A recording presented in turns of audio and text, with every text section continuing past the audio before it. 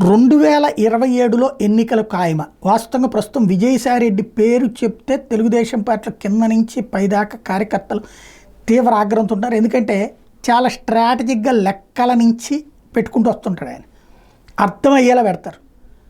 ఆయన 2027లో ఎన్నికలు అన్నారు. ఓ పక్కన విజయసాయిరెడ్డి మీద కేసులు పెడుతున్నారు.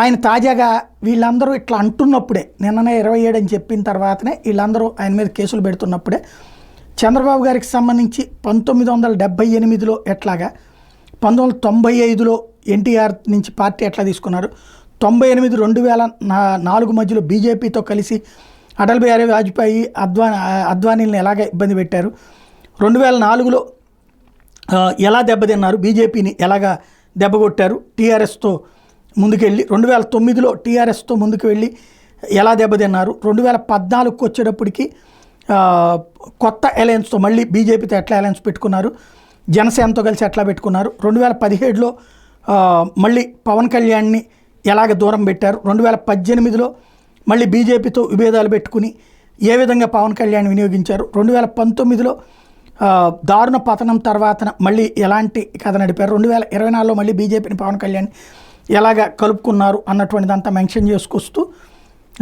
ఇలాంటి సిచ్యుయేషన్ కాబట్టి అవకాశవాద రాజకీయం అయింది, మనమైతే గెలవబోతున్నాం అన్నటువంటి సంకేతం ఇస్తున్నారు.